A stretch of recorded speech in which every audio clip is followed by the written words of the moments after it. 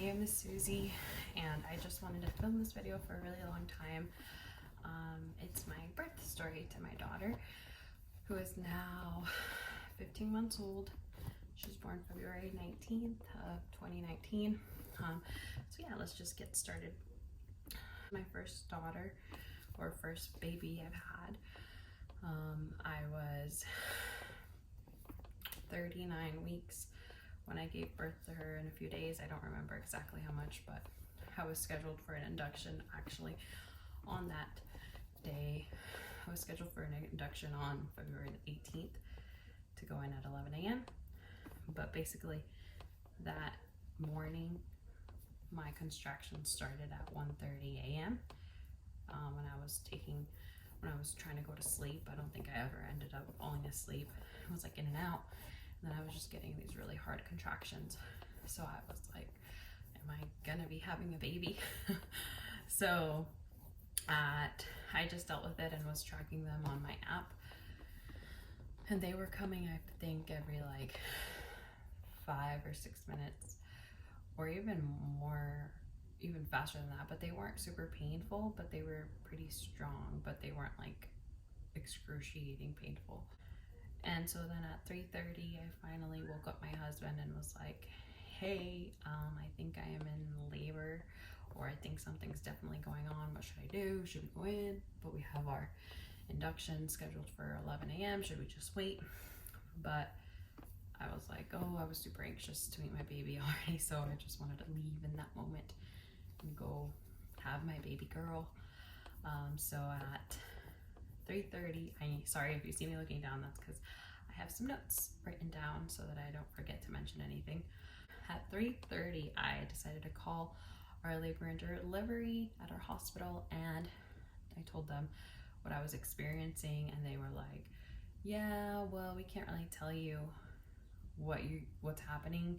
It's better if you just come in and get checked just to be safe. So I was like, okay. And I think I had to straighten I had to straighten my hair before we left. It was like 3:30 a.m. and there I am straightening my hair because I didn't want to look super crazy while I gave birth. I was planning on doing my makeup too, but that did not end up happening, and I'm very happy I didn't do my makeup. But I am very happy that I did my hair, because this is my natural hair. But back then I wasn't actually trying to make it curly. I was just letting it do its thing. But then now, anyways, that's irrelevant. But I straightened my hair, and then we got in the car. My husband and I grabbed our stuff, headed to the hospital, and we got there. It says we left at 4 a.m. from the house and checked into the hospital.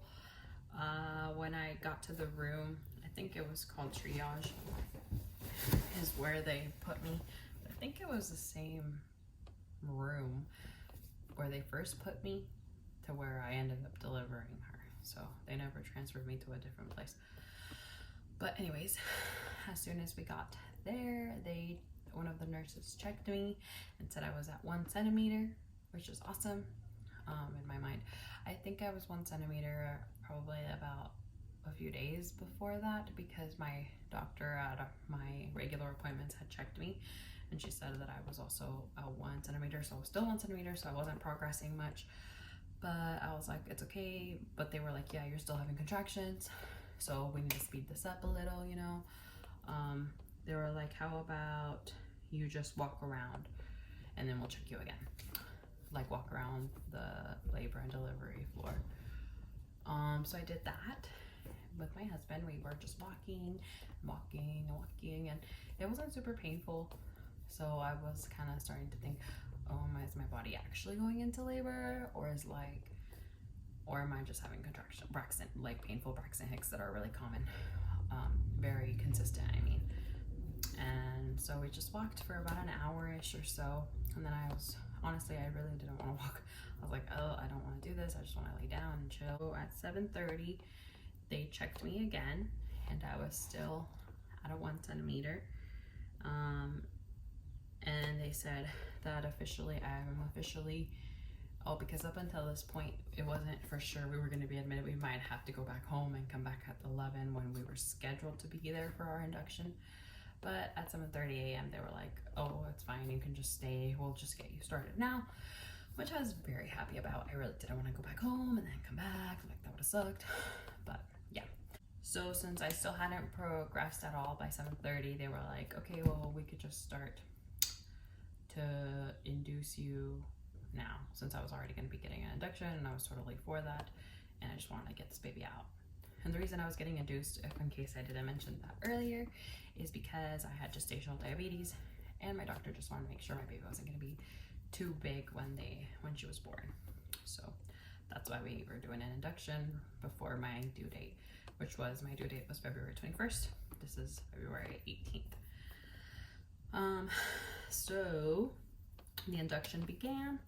They gave me an oral, it's something with a Z, something little oral pill that I took that was going to start softening my cervix and getting my body to really go into labor.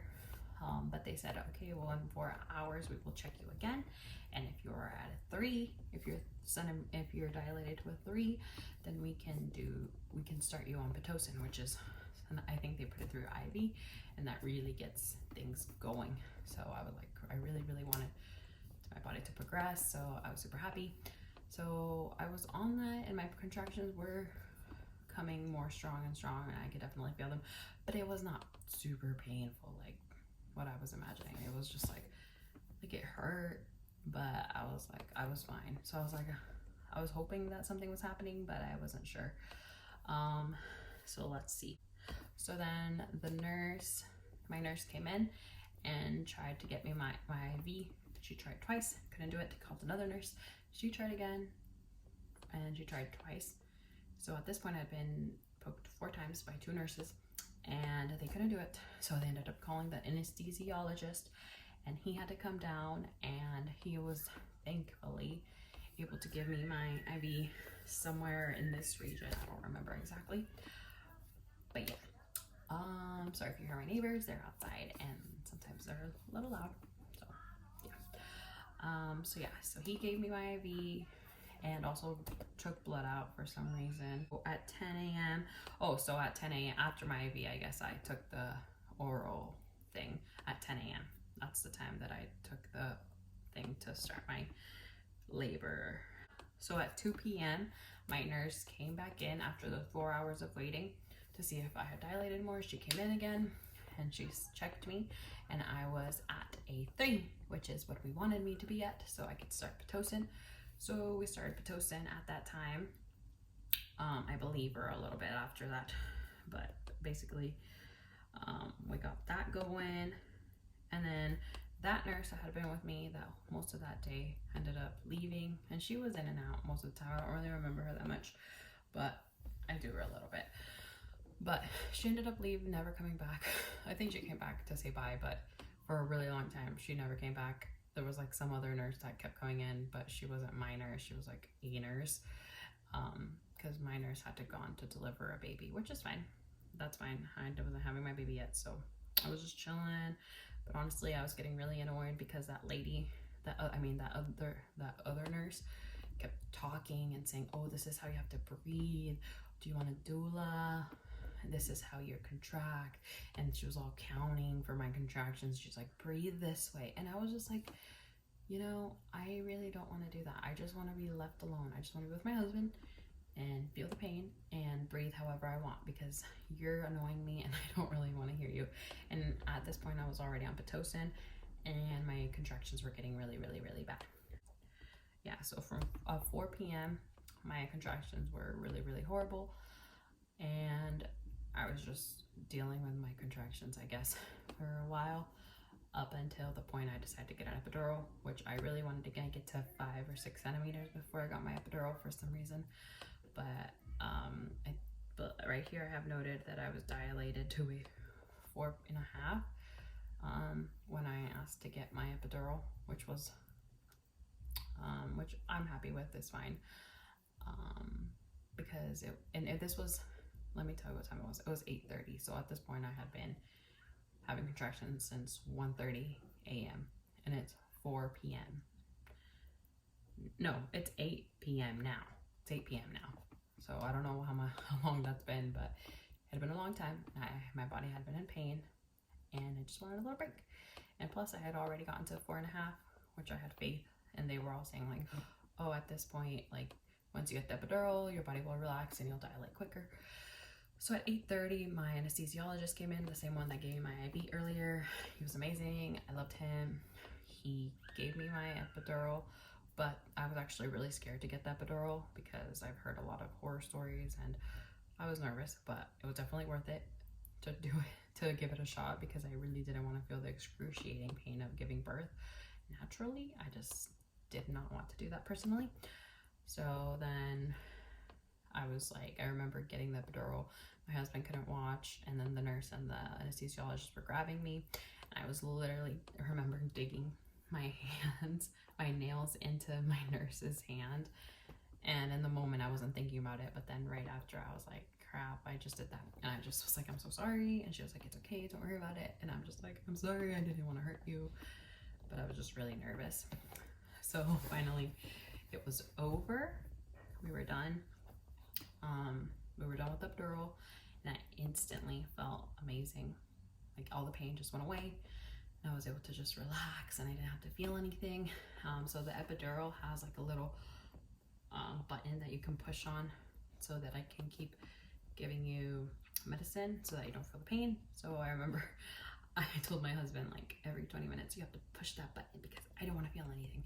And I think at this point, yeah, so this was, my nurse was already here. By the time I got my epidural, my new nurse had came and the other two had gone. So this was my nurse that was going to be with me for the rest of the time. She was awesome. So awesome. I wish I could see her and again to just thank her again. But anyway, so my husband was gonna try and fall asleep for a little while because they said it's gonna be a while.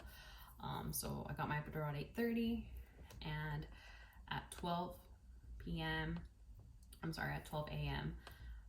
my nurse came back in and checked me to see how I had been doing.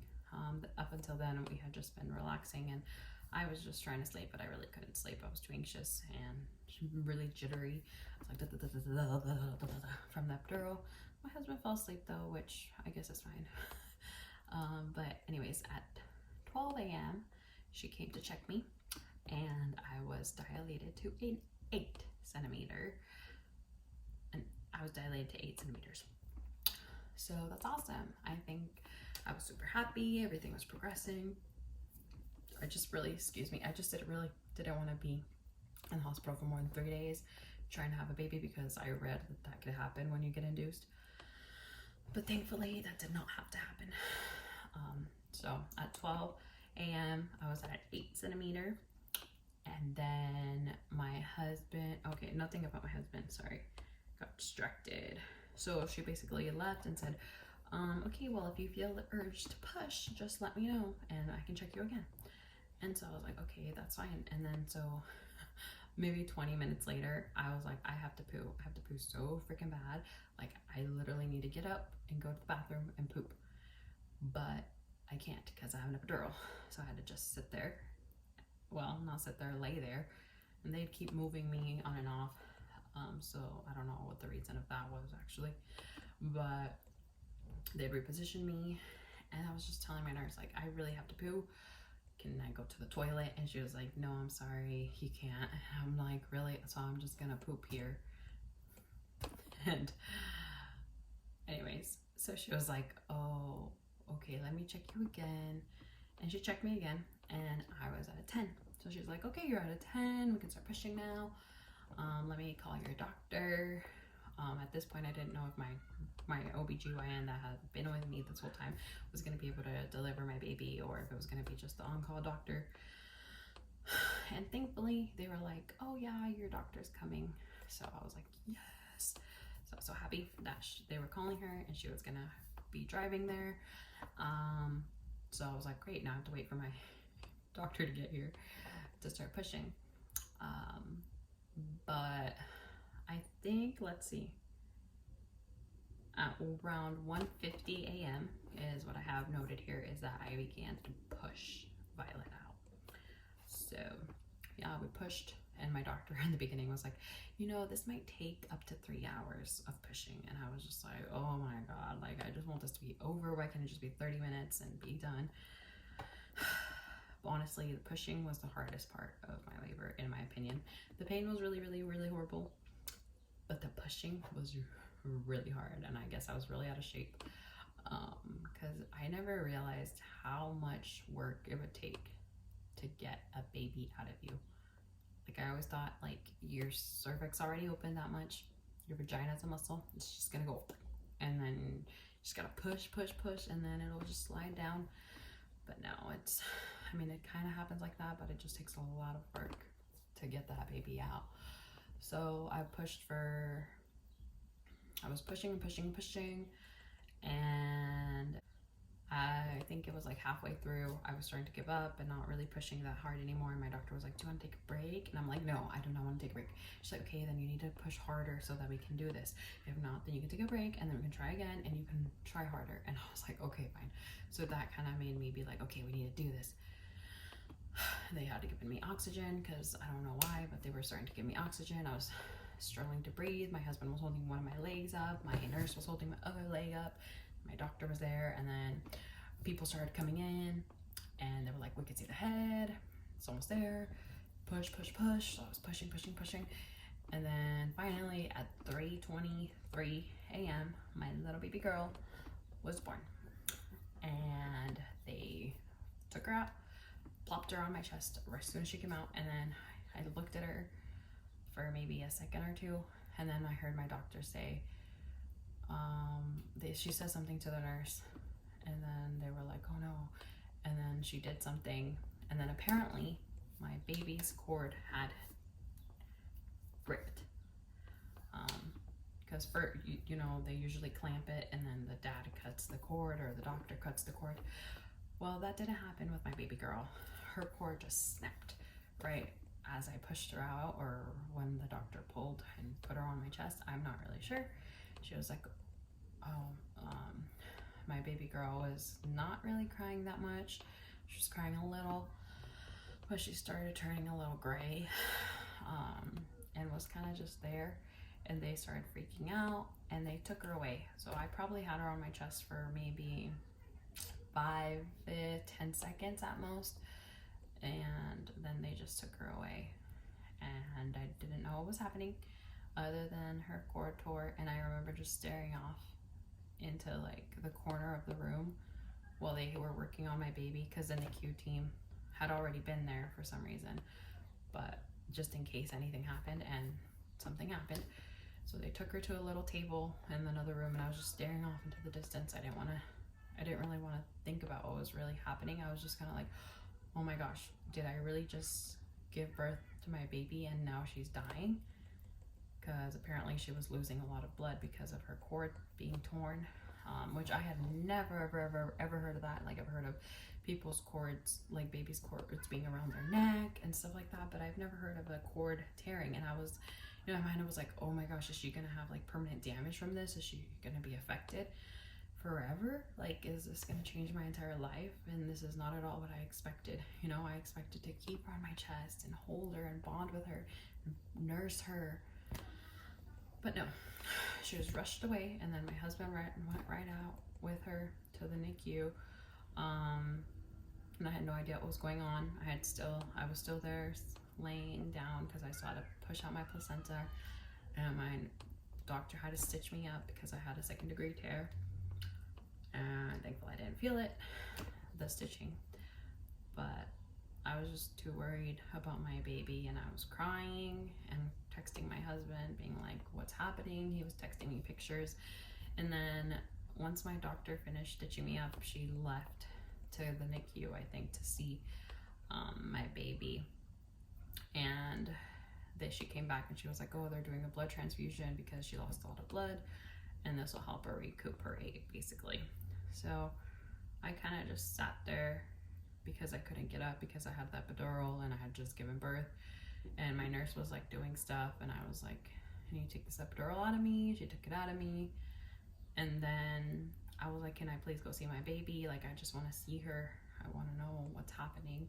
My husband still hadn't came back. So I don't really know how long it was at that point till the time I saw her. So my baby was born at like 3:23 a.m. on February 19th. And then I didn't get to go, I think it was like closer to 5 or if not 5 a.m. So an hour, hour and a half I had to wait before I could go and see her, something like that. And my nurse was like, yeah, but you have to wait a little or something. And I'm just like, okay. But then finally I just got up. I'm like, I can do it, I can do it. And then she brought a wheelchair. I sat in the wheelchair and she wheeled me over. And I finally saw my baby girl. And she was hooked up to all these tubes. But the doctors were like, she's okay, like she's gonna be fine. It's just a little hiccup, a little bump in the road. But of course it was nothing I ever expected to happen. I never expected my baby to go to the NICU. I never expected her to be taken away. And I didn't get to hold her until the next day in the evening. So she was born at 3, like I said, early in the morning, 3:30 a.m. on the 19th. I didn't get to hold her until the 20th at probably 4 or 5 p.m. So she had been born for a really long time. And people just were visiting me, and I was in a lot of pain. And I just wanted to be with my baby girl and focus all my attention on her. And we ended up having to leave the hospital on the Thursday. She was born on a Tuesday. We had to leave on Thursday, but she couldn't leave yet. So that was really hard. I just regret a lot of things and wish a lot of things would have happened differently. She was finally discharged from the hospital though on Saturday morning. So born Tuesday, left the hospital Saturday, which I know is not that bad compared to other babies that have to be in the NICU a lot longer. So I'm really, really grateful for that.